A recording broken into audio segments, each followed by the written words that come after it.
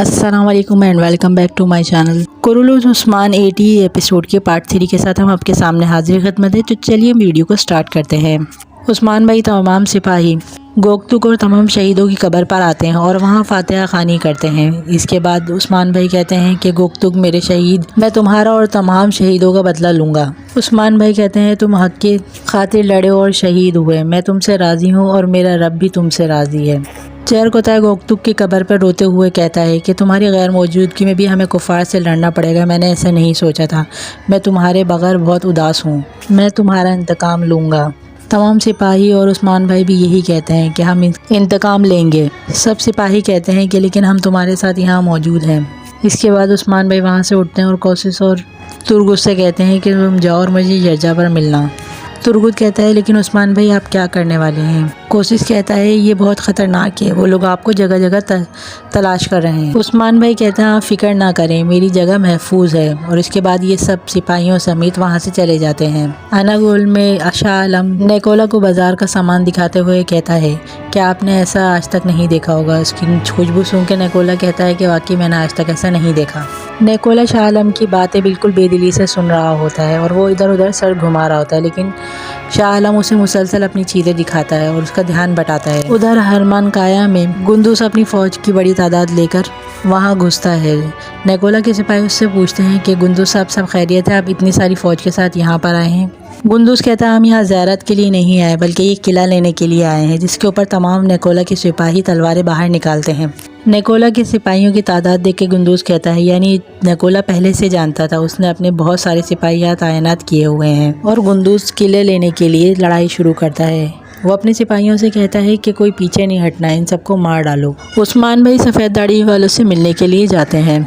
सलाम के बाद सफ़ेद दाढ़ी वाले पूछते हैं कि हमने सुना है कि गयातू वापस आ गया है, जिस पे उस्मान भाई उन्हें बताते हैं कि वो आरगुन खान का तख्त पलटने की इरादा रखता है। उस्मान भाई कहते हैं कि गयातू खान इन ज़मीनों पर अपनी फ़ौज को बढ़ाने के लिए अपने हामी बना रहा है। सफ़ेद दाढ़ी वाले कहते हैं वो तमाम ज़मीनों पर अपना कब्ज़ा करके एक बड़ी फ़ौज कायम करने का इरादा रखता है। सफ़ेद दाढ़ी वाले बताते हैं कि वो आलम शाह के ज़रिए तमाम तुर्क पर अपनी हुक्मरानी करना चाहता है ताकि वो एक बड़ी फ़ौज बना सके। उस्मान कहता है कि वज़ीर आलम शाह ने सरहदों पर इत्तेहाद पैदा किया, मैं इसे सबसे पहले तबाह करूँगा।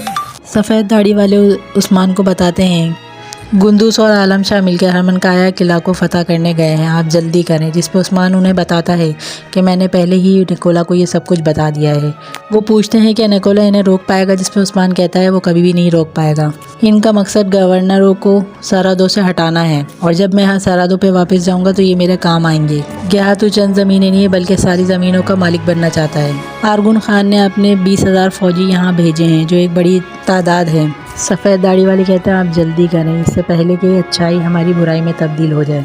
उसके बाद उस्मान भाई सफ़ेद दाढ़ी वाले पूछते हैं हमें शक नहीं, लेकिन हम पूछना चाहते हैं आप कहाँ जा रहे हैं। जिस पर उस्मान भाई कहते हैं कि मैं अपने मकसद की तरफ जा रहा हूँ। सफ़ेद दाढ़ी वाले कहते हैं कि अल्लाह आपको कामयाब करे। उसके बाद उस्मान भाई वहाँ से निकलते हैं।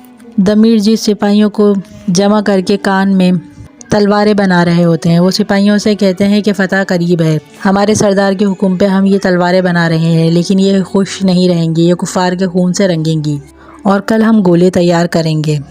दमीर जी सबका शुक्रिया अदा करते हैं कि उन्होंने इनका साथ दिया। सिपाही निकोला के पास आके बताते हैं कि हरमान काया किला गुंदूस ने फ़तह कर लिया। निकोला अपने पास आरगोस को बुलाता है और पूछता है कि जब मैंने तुमसे पूछा तो तुमने कहा किला महफूज है, और जिस किले को तुमने महफूज कहा था वो आज काय कबीलों के पास है।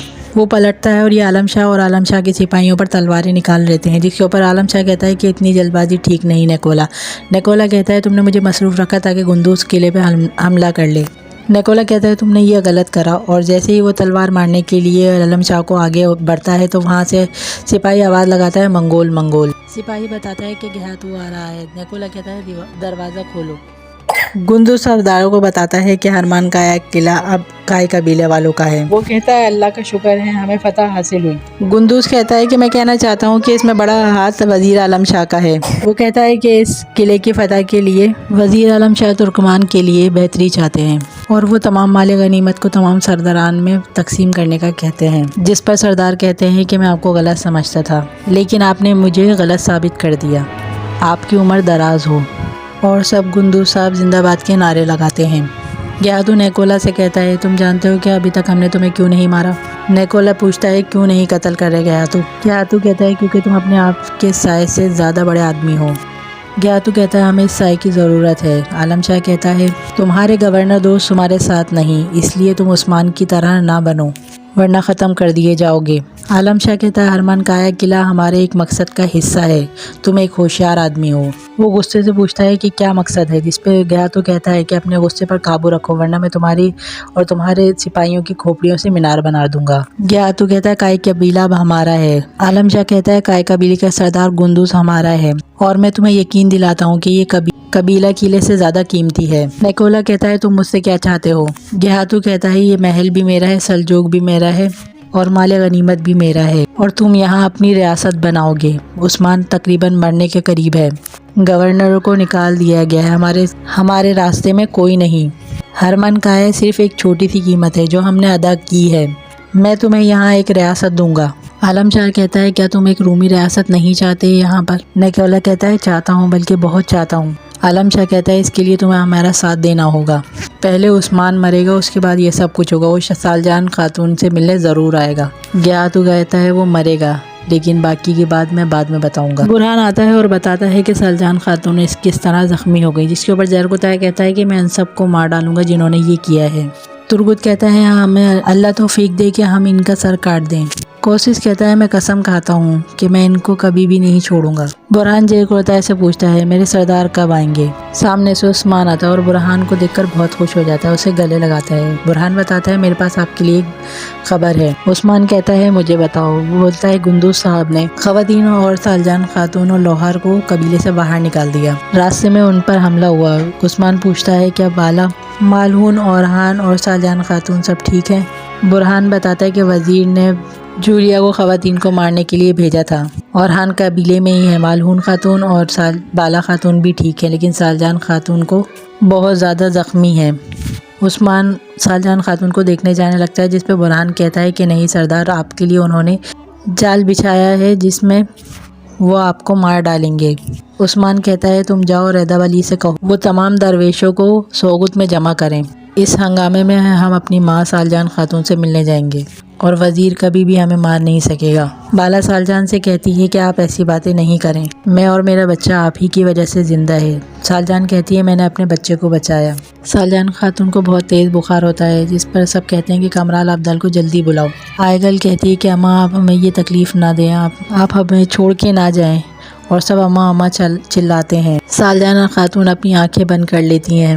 سوگوت میں تمام درویش آتے ہیں، کمرال عبدال ان کا استقبال کرتے ہیں اور کہتے ہیں کہ آپ سے مل کے بہت خوشی ہوئی، ہم آپ کا بے صبری سے انتظار کر رہے تھے، شیخ آپ سے مل کے بہت خوش ہوں گے۔ جلالی چھپ کر ان کی باتیں سن رہا ہوتا ہے، وہ کہتا ہے اپنے سپاہیوں سے کہ میں وزیر کو اطلاع دیتا ہوں، تم ان پر نظر رکھنا۔ فرمان وزیر کو بتاتا ہے کہ جیسے کہ آپ نے دیکھا کہ قلعے کے اوپر تمام ہمارے سپاہی نظریں رکھے ہوئے لیکن عثمان بھائی کو نہیں دیکھا گیا۔ وزیر کہتا ہے کہ عثمان ضرور آئے گا، تم اپنی آنکھیں کھلی رکھنا، اس کے مرنے سے پہلے وہ اپنی ماں سالجان سے ضرور ملنے آئے گا۔ اس کے بعد جلالی آتا ہے کہ کہتا ہے میں اندر آ سکتا ہوں؟ جلالی وزیر کو بتاتا ہے کہ وہ درویشوں کے لباس میں آئے ہیں، وہ مہمان خانے میں اور وہ عثمان کے سپاہی ہی ہوں گے۔ وزیر کہتا ہے چلو ایدا ولی سے ملتے ہیں، وہاں درویشوں کے بیچ میں سے عثمان کو پکڑ کے لے کے آئیں گے، وہ سوگت سے آج زندہ نہیں جا سکتا۔ جنازے کے پاس سب بیٹھے رو رہے ہوتے ہیں کہ باہر سے آوازیں آتی ہیں کہ ہر جگہ پھیل جاؤ، عثمان کو ڈھونڈو۔ درویش بیٹھے قرآن کی تلاوت کر رہے ہوتے ہیں۔ اچانک وزیر عالم شاہ اندر آتا ہے۔ کمرال عبدال وزیر سے کہتا ہے کہ جنازے میں اس طرح آیا جاتا ہے؟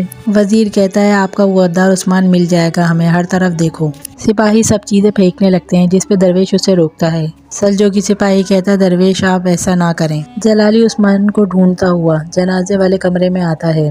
مالہون کہتی ہے کہ آپ کو دکھتا نہیں کہ ہماری اماں کا جنازہ رکھا ہوا ہے؟ کونور آگے سپاہیوں سے کہتا ہے کہ آپ باہر نکلو۔ جلالی کہتا ہے تم کچھ زیادہ ہی بول رہے ہو، تم کس کے ساتھ کھڑے ہو؟ کونور کہتا ہے کہ میں حق کے ساتھ کھڑا ہوں اور اگر آپ اس کے خلاف ہے تو میں آپ کا سر اتار سکتا ہوں۔ جلالی کہتا ہے مجھے اس سے کوئی فرق نہیں پڑتا، سپاہیوں کو اپنا کام کرنے دیں، عثمان غدار ہے۔ نقاب پوش درویشوں کو جاتے ہوئے وزیر کہتا ہے انہیں پکڑو۔ حیدر علی کہتے ہیں وزیر جب سے آپ آئے ہیں جھوٹ پھیلا رہے ہیں اور لوگوں کی بے عزتی کر رہے ہیں۔ کمرال عبدال وزیر کو اس کا حقیقی چہرہ دکھاتے ہیں۔ وزیر درویشوں کے نقاب ہٹواتا ہے اور انہیں دیکھتا ہے۔ حیدر علی وزیر سے کہتے ہیں کہ تم جہنم میں جاؤ گے۔ وزیر کہتا ہے تم غداروں کا ساتھ دیتے ہو تو تم بھی جہنمی ہو۔ عثمان کے سر کے ساتھ میں تم لوگوں کی زبانیں بھی اتاروں گا، وقت آنے پر تم سب کو اس کا حساب دینا ہوگا۔ عثمان بھائی اور ان کے سپاہی سوگت میں کچن کے ذریعے اندر گھستے ہیں۔